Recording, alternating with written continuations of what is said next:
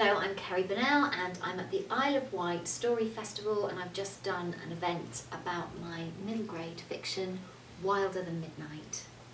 Hi Cerrie, thanks for being here. Let's start with Wilder Than Midnight then. Why don't you tell me about the book? So it's a fairy tale retelling. There are 7 different fairy tales sort of woven through the story, and the protagonist is a girl called Wild Rose.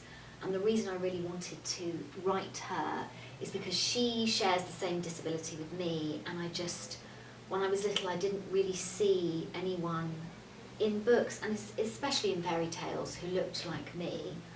And I just always desperately wanted to be Little Red Riding Hood. And so this was my opportunity to do that and to create that character and that sort of mythical fairy tale world. You've just announced that there'll be a new book out later in the year. Is that going to be a follow-up to this one? Yes, sort of. So it's a sequel, but it's set 7 years later. So Wild Rose and Aurelia and Safi will still be in the book, but they'll all be 7 years older. So they'll be adults, and then there'll be a new set, a new gang of protagonists who are the Midnight Thieves. So they'll be the characters that the story follows. And before you became an author, you spent years on CBeebies as presenter. 8 years. Yes. Yes. What were some of the best memories from doing that? Oh, so many, too many to name, but I mean, doing the pantos was always so much fun because I think the thing people don't realise about CBeebies or about television is that it's very fast. And yeah. So you're filming a lot in one day that then gets kind of sprinkled throughout the week. But when we'd get to do the pantos, we'd all be working as a group, and we'd have more time to rehearse. And it's an actual production. It's an actual show that has an audience. It's just so fun and so uplifting to be with everyone. And your aim throughout your career has been to increase the visibility of people with disabilities in TV and literature. Why is that important, and especially to tell young people about it?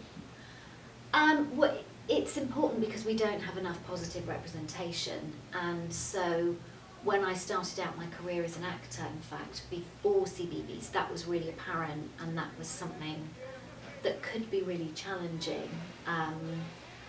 Obviously things have moved on since then, but we still have a really long way to go in terms of making things inclusive, not just on the screen but off screen as well, getting the inclusion behind the camera, because the two then affect each other. So, if you've got a screenwriter whose lived experience is being deaf, the chances are they will create a character that has that same disability, and then you would cast an actor who also shares that disability. So they all feed beautifully into another.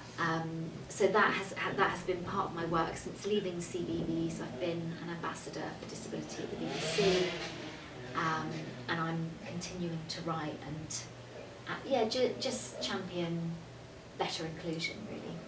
And when you write for your characters, do you see yourself in them? Some of them, yeah, certainly with Wild Rose I did, and probably some of the others as well. And then some of them not. It just depends on the story in the book. And who did you read growing up? So I'm dyslexic actually, so I struggled a lot to read myself, but my parents were amazing, and grandparents, and read me lots of stories, all of the fairy tales, of course. And then I think I really loved Alice in Wonderland. I would never have been able to read something that complex myself, but I loved the stories of Alice, and then also some of the Enid Blyton stories as well, which I know are really outdated now, and some of them are a little bit problematic, but at the time I really loved the Enchanted Wood and stories like that.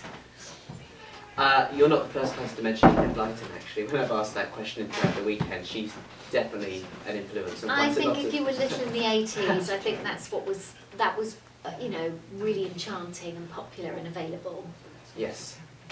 Well, have you had a good time at the Isle of Wight Story Festival? I certainly have, and the island is beautiful. I would like to see it when it's sunny, so if you could get some better weather next time, that would be amazing. And it's just obviously a real hub of creativity, which I think is amazing for any community.